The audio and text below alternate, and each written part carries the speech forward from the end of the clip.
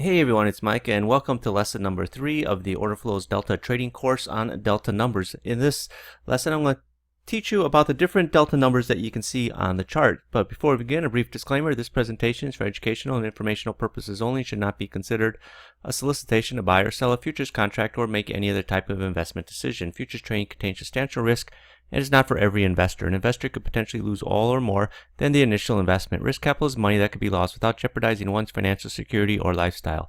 Only risk capital should be used for trading, and only those with sufficient risk capital should consider trading. Past performance is not necessarily indicative of future results.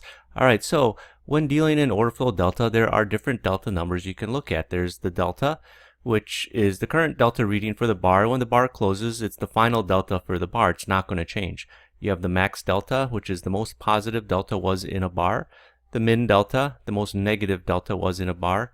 Cumulative delta, the running delta for the session. Cumulative delta divided by volume. It's actually the total volume, not the volume for the bar. It's actually cumulative delta divided by cumulative volume, but it's just too much to write cumulative twice there. Cumulative delta is divided by the total volume for the session up to that point in time. So it's cumulative delta divided by the total volume for that session up until that point in time. Now, when looking at delta, the type of chart you look at will give you a very different delta reading. So if you're looking at a minute-based chart and you compare it to, say a 4-range chart, the chart is completely different, right? It's going to give you different delta readings. So, I know some people like to look at, a 5-minute chart, a 15-minute chart, a 30-minute chart, and then take a trade on a 1-minute chart. You do that, you're going to have vastly different delta readings over time because, it's taking different things into account. Mainly what's being traded right now. If you're looking at a 30-minute chart, the first 15 minutes may have been very negative, but the last 15 minutes it can be completely different. It could be kind of neutral or very strong positive. And if you're looking, if you're one of these people like that, well, I need confirmation before I take a trade on a 1-minute chart, I need to make sure, the 15-minute chart or the 30-minute chart is going in the same direction. It could be completely opposite. So just bear that in mind. Range-based charts, I feel, give you a clearer reading on price movement than time-based charts because a new bar will only form when price is moving. If you're looking at a range-based chart, it could take 15 minutes for one bar to form. But if you're looking at a 1-minute chart over 15 minutes, you can get 15 different bars. So keep that in mind, when you're looking, if you're trading on a minute-based chart versus a range-based chart. So delta, what is delta? Sometimes I refer to it as the final delta. It's the headline number, basically. And the reason I refer to it as final delta is because once the bar closes, that number is not going to change. None of the numbers are going to change, but final delta means where the delta ended up when the bar closed. And it's basically the difference between aggressive buying and aggressive selling in the bar. Now, while the bar is forming, the delta number is going to be constantly changing because trading is occurring. The delta will go positive, it will go negative, and once the bar is closed, the delta, that's it. It's not going to change. Once the bar closes and it has a final delta of 367, that's it. It's not going to all of a sudden go back 5 minutes later and change the number to a negative number. If it closed at 367 when the bar closed, then that's it. It's not going to change. So with delta, you have to remember that the delta in a bar, while the bar is forming, it can change. And you got to be careful. Why I stress this point out is that it can change is because sometimes, as traders, we like to get the jump on other traders, right? We think, well, this bar, it's all negative delta. It's all, market's going to sell off. It's just all market's under pressure. So much aggressive selling. And then what happens? You get short. The bar is still trading, and then the market starts rallying, and the bar ends up with positive delta. If you should really wait for the bar to close when making a decision based on delta. So just bear that in mind. And so the delta, the final delta or delta, the headline number, is this number down here. It's the top number, delta. So once these bars close, that's it. It's not going to change ever again. And, the most current bar has got the delta, and it's not a final delta. The bar is still trading, and not until the bar closes that I would refer to it as final delta.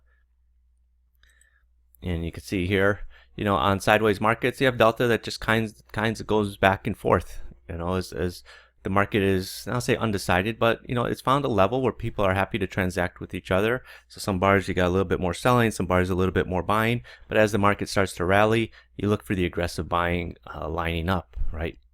Consecutive bars of positive delta. Very rarely will the market rally on all negative delta. So Another thing to bear in mind is sometimes, like here you have a delta of 9 in the middle here. It can happen. It can land on 0. Sometimes people say, well, it's 0 delta. What does that mean? It just means the bar closed. It's just a coincidence that it landed on 0. I don't put any extra strength in there. I don't say, well, it's a doji delta or anything like that. We opened and closed at 0. To me, that's just more coincidence. How I would look at a small delta number like 9 is I take it, the same way I take 0, which is neutral. So honestly, in most markets that put in strong delta numbers like E-minis, if it's anywhere 50 and below, either positive 50 or negative 50, I'd treat it as a neutral delta in the sense that it's directionless. Now delta is related to volume, okay, and you're not going to get generally a big delta number on a market with small volume. Now why is that important is because for markets that have an underlying cash market that a specific session like equities like S&Ps, right, or Nasdaq or Dow, when the cash market opens, the volume really picks up in trading. So for E-minis prior to 8:30 Chicago time, volume is lighter, whereas after 8:30 volume is heavier, so you're going to generally get stronger overall volume numbers. Not necessarily every single number is going to be maddeningly strong. Like I think this one here is 8:30. So what is this? This is E-minis. This is an 8 range chart, and you can see here volume it's a little bit lighter. This is a range-based chart, so you're getting some bars here with 1480s, 2794 in the middle of the night, 13,000, 10,000. But then once the cash session opens, you're seeing strong overall volume numbers: 23,000, 14,000, 34,000, 32,000, 17,000, 33. Whereas everything prior to 7:30 is 18,000 and less. Whereas after 8:30, you're getting stronger numbers.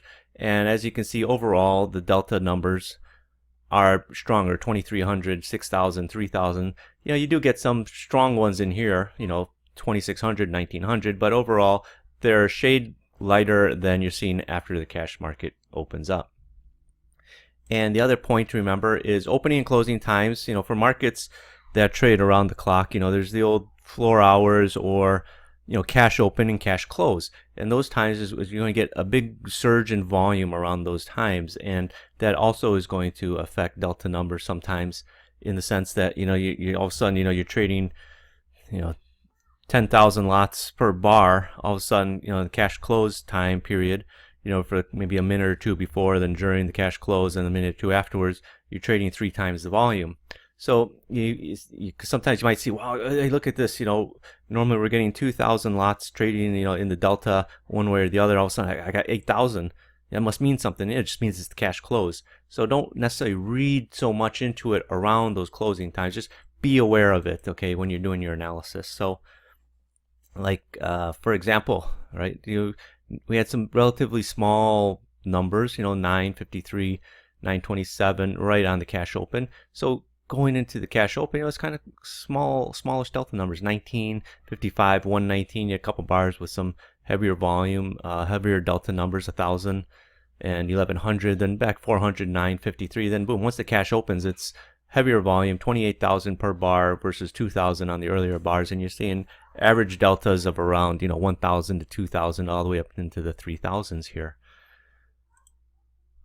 Again, this is a 5-minute chart. This is wheat, right? So the time before the market reopens, right, it's trading, but you see the volume is just so much lighter. Over a 5-minute period, you're getting 90 contracts, 151, 480, 700. Then once the underlying opens up, you're seeing 3,000, 5,000, 3,000, and delta is just a lot stronger: 289, 179, 234, 179. 1179. This is where the market reopened, and you're just seeing a big number in delta and a big number in volume relative to what was trading before. So just be aware of those times. This is what I'm trying to say about that. So max delta, what max delta is, right, on the delta number. So you got delta, max delta, min delta to look at. So max delta is the strongest delta was on the positive sides, and what that means is how strong aggressive buying was at one point in the bar. Now a final delta value that is close to the max delta indicates aggressive buyers basically dominated the bar, especially if you got a small min value number. All right, so max delta is usually going to be the second line. On my software, it is the second line after I clean it up on what numbers I want to look at. So you'll see here, like in the middle bar, this bar here where you got the swing low with the ratio of 158.8, max delta is 222. So it's telling me at one point there was 222 aggressive buyers overall in the bar. Okay, the final delta, the delta for the bar finished at 197. So it's telling me when I start to read that is, okay, at one point the delta was so strong you had 222 net aggressive buyers, and we finished the bar at 197 in terms of delta, positive 197. So buyers controlled the bar in the second half of the session. Earlier, the min delta, which is the opposite of max delta, I'll explain that in a second. Once I explain it, it'll make a lot more sense. But this bar went from a negative delta of 329 to a max delta of 222, and we closed near the max delta of 197. So I know that this bar closed with strong aggressive buying. When you see a bar closing near its max delta number, it's telling you that buyers really took control of that bar, especially if you're looking at a range-based chart. This happens to be a minute-based chart. But if you're looking at a range-based chart and you're seeing a lot of delta numbers when the bar closes near the max delta, it's telling you this market's moving with strong aggressive buying. So this is an 8 range chart, and as you can see here, this is exactly what I'm talking about. So here you got this bar, 2368 is the delta, max delta is 2371. Next bar, 2827 is the delta, max delta 2827. The next bar, 6280 is the delta, max delta 6280. So these 3 bars, basically you closed right on your max delta number on 2 of the bars, and the 1 bar you close within 3 contracts of it. So it's just aggressive buying dominating this market at this time, and the market is that's sign of very strong aggressive buying. When you see signs of very strong aggressive buying, the market's going to be going up, right? The market's not going to be going down when it's dominated by strong aggressive buyers. And what I like about max delta is when over a few bars the delta finishes near the max delta and the min delta is relatively small, like this, 0, 0, that's your min delta. It's basically telling me that strong aggressive buying is occurring in the market, and the strength often builds on itself and the markets tend to rise. What's happening is people are saying, people are watching, these algos, these machines out there are seeing that, oh my God, all these offers are being lifted. And then it just sort of manifests and feeds on itself, and the market goes higher. You can see it here, right? You see these 0, 0, 0, 0 as this market is rallying. We're closing generally up near our max delta. This bar, this bar, this bar, this bar, this bar. Right? It's just indicative of a very strong market, and you can see it happening early in here. So you could catch this move 2806 all the way up to 2812 in the S&Ps. Watch it as it's being strung along. You can see here, again, this chart looks a lot like this chart, but it's not. It's not the same chart. It's a different chart. And once you understand what to look for, you start seeing these things occurring over and over and over again. And literally sometimes you think you're looking at the same chart. And this is even in the middle of the night. This is E-minis. This is around midnight going into 5 in the morning. Not a whole heck of a lot going on, but from midnight until 5 in the morning, this market's just been dominated on the buy side. Right? People, much more aggressive buying than aggressive selling going on. Now, min delta is the opposite of max delta.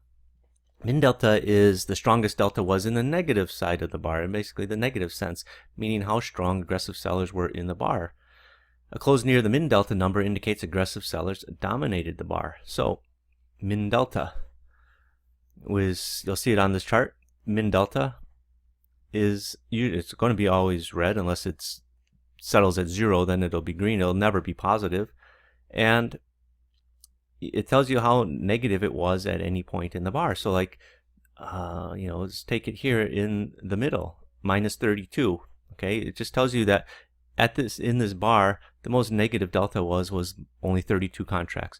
The next bar, most negative delta was minus 26 contracts, negative 26. This bar, negative 933. Okay, now you can see earlier on this big sell-off, these bars are dominated by aggressive selling. Negative 1920 was 0 max delta. The min delta is minus 1920. Next bar, min delta is minus 6153. Final delta is minus 6053. Max delta is 0. The next bar, min delta minus 5284. Max delta 112. Minus 5275 is the min delta. Or sorry, the final delta. And again, next bar 2737, which is the final delta, and that's what your min delta was. So, as this market is just getting slammed, it's just all aggressive selling for the most part, and strong numbers, 6,000, 5,000, as the market starts selling off.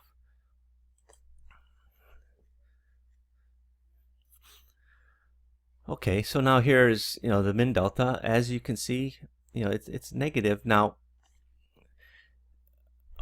sometimes people get transfixed on looking on min deltas, and this is sort of a thing you'll pick up over time.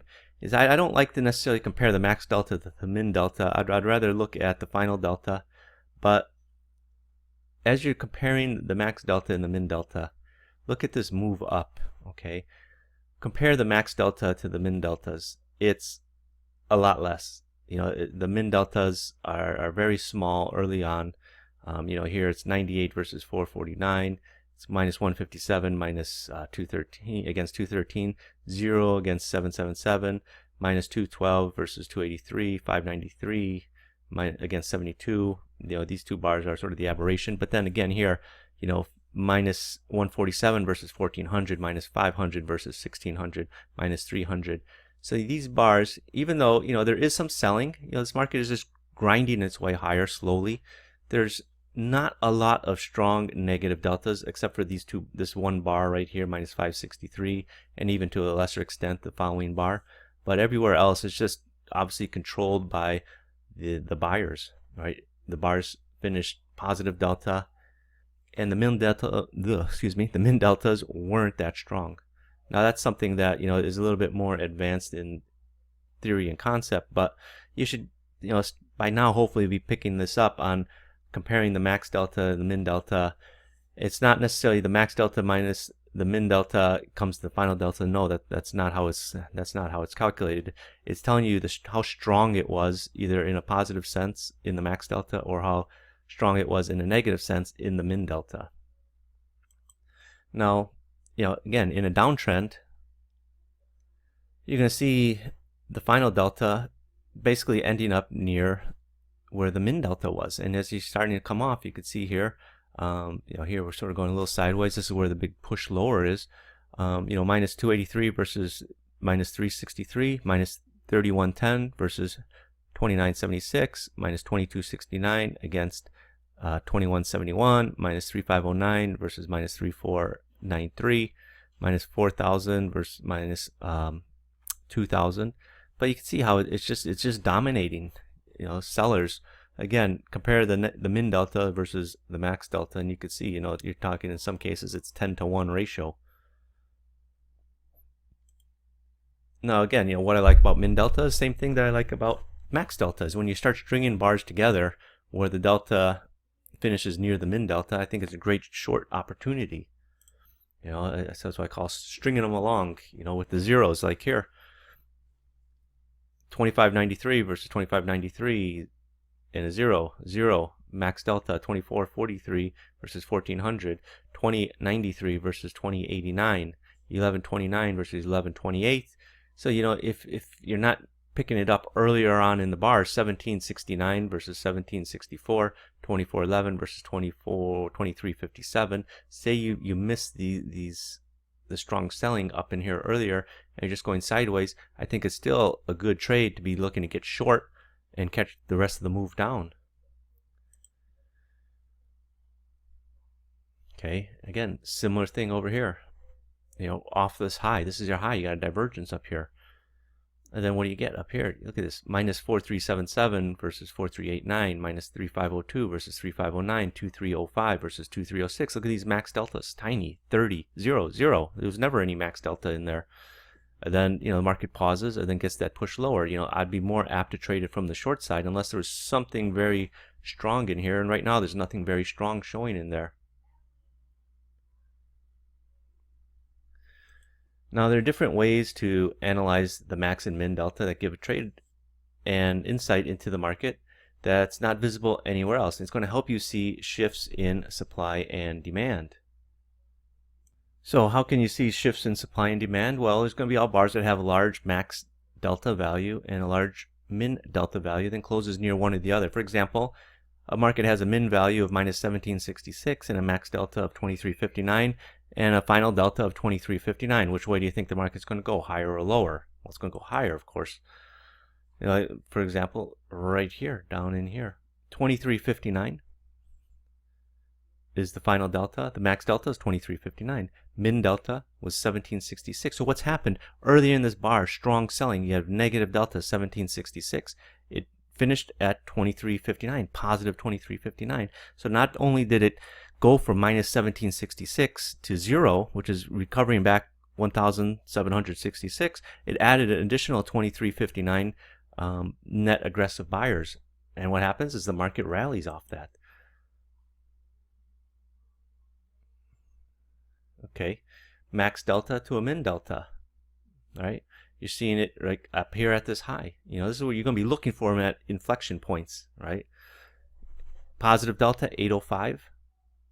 Where we finish? Minus 635, or min delta was minus 637. Next couple of bars, negative deltas. You know, you're seeing the follow through usually in the next couple of bars. It's not something where you can always, you know, take the trade and then just hold it forever, you know, until infinity. No, you're looking for the move over the next several bars. You know, over here you got something similar. You had negative delta of 1031. The bar finished with a positive delta of 919, which is just right off the max delta of 963. And look over the next couple bars. You know, you're talking a move from 28.95 all the way up to, you know, 28.99. You know, it's a quick 4-point move over the next 2 bars, 3 bars. Now, cumulative delta is the running delta for the entire trading session. It takes the delta for each bars and adds or subtracts them from the total. So you can see here, if you added it on, you know, I don't usually use it, but what you're looking for, see positive delta, cumulative delta is positive, then it turns negative, and it's negative for the rest of this chart. And you know, right in here is the middle where it turned negative, and people think, well, you know, hey, we just turned from positive to negative. But you could, you know, you could go positive, negative over the next, you know, 10 bars. It can change 4 or 5 times. It's like a basketball game, right? That's tied. You know, something, the lead keeps changing back and forth. You know, here's one where it's just positive the whole session, basically all the way up till the close. And one of the reasons why I'm not a big follower of cumulative delta is because I find it could be a lagging indicator. Because, you know, imagine if a market spends hours or spends the entire evening session with bars, putting together bars after bars of positive delta. It's going to give you a positive cumulative delta, and it's going to take a lot of bars to turn the cumulative delta negative. It's not something that can change really quick. And, you know, for example, in this case, right, you see it's positive, positive, positive, then it turns negative. Cumulative delta is all positive, but then it keeps growing. Minus 1700, minus 7000, minus 9800, minus 1300, minus 136, minus 136, minus 146. It's just growing, and it's just sort of hovering around here. Now notice the deltas. Okay, it's like 1800, 2000. So now you're staring at minus 17,000 in delta. Well, it's not going to change anytime soon. It's going to take a lot of bars. You know, if you're averaging 1,000 to 2,000 a bar, it's going to take you to get this positive. You know, you're going to go, you know, you got to get like 12 bars basically that are stronger than the negative delta to turn it positive. And you know, it's some markets, it's just not going to do it because there's just not enough volume to trade that before the end of the session. So, you know, there's traders that say, well, trade in the direction of the cumulative delta, and I find that a bad advice. And the reason being is, okay, well, now we're negative delta, so you got to trade it from the short side. Well, you're never going to be taking any buys because it's all negative delta, right? And I just think it's a poor trading advice. You know, if you're trading, you know, for example, a 1-minute E-mini chart, and you know, you get delta, cumulative delta is positive 32,000, you get a short signal, you're not going to take the short trade. You're going to miss out a lot of otherwise great trades. You know, on a minute-based charts where you get deltas per bar in the hundreds, it's going to take a lot of negative delta bars to turn it negative delta positive. For example, this is a 1 minute E-mini chart, right? Cumulative delta is negative 30,000. You're only getting a couple hundred delta positive or negative. So it's probably not going to go positive after a certain point, or sorry, it's not going to go negative after a certain point because it's already strong positive that's been accumulating all session up to this point. Up to noon, you're at plus 30,000.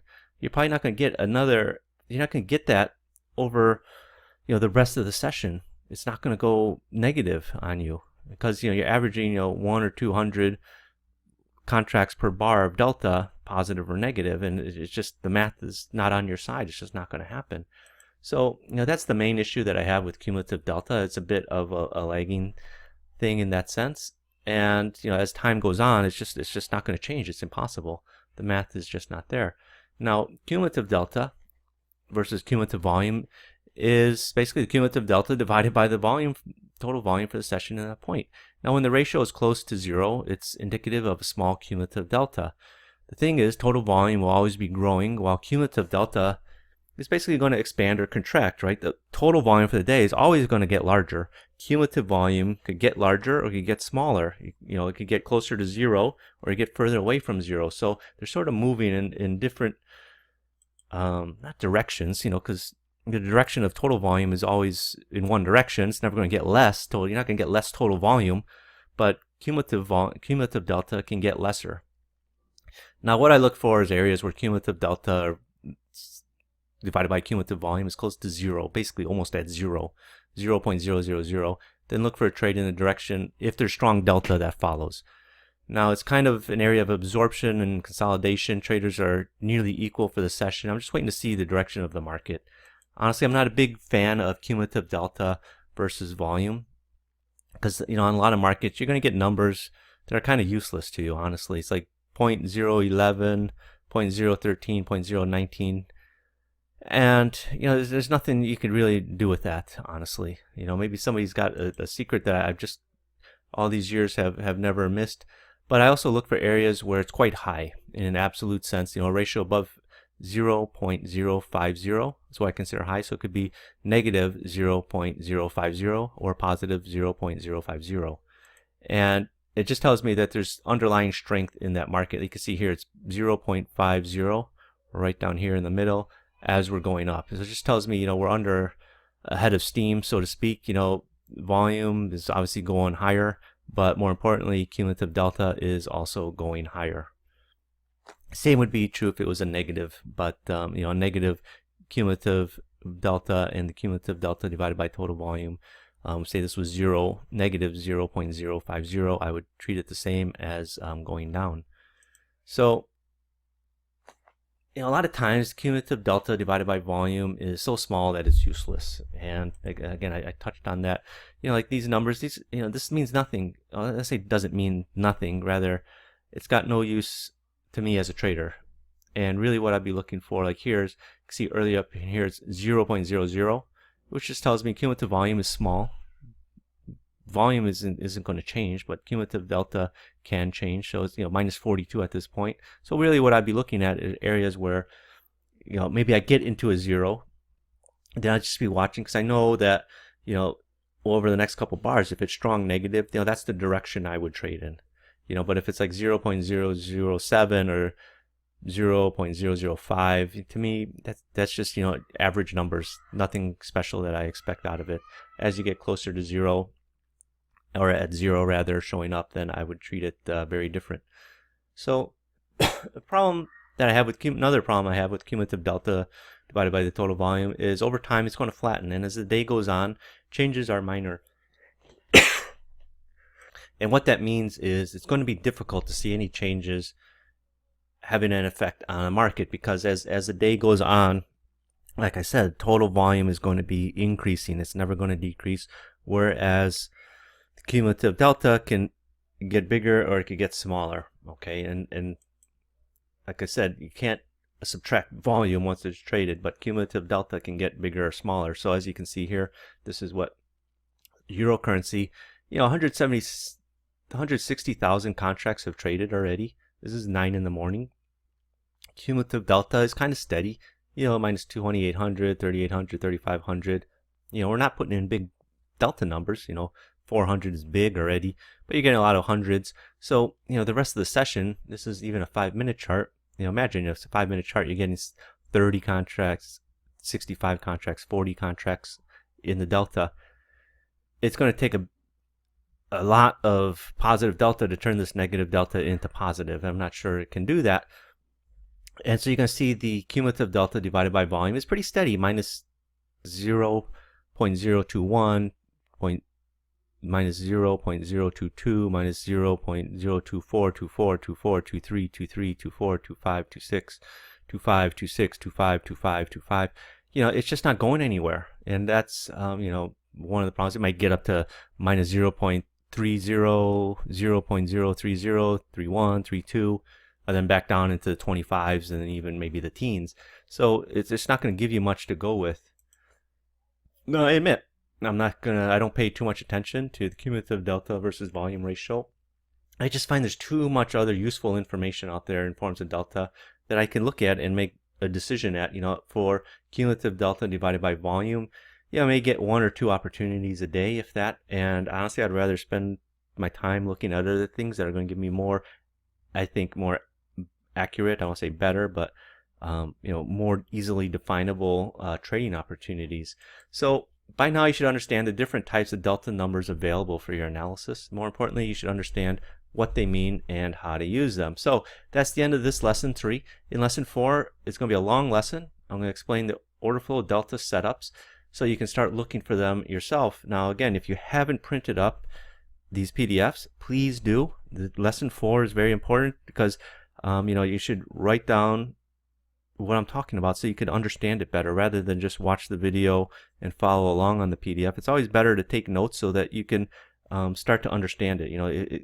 Writing stuff down really helps you learn something. So thanks, and I'll see you on the next lesson. Bye-bye.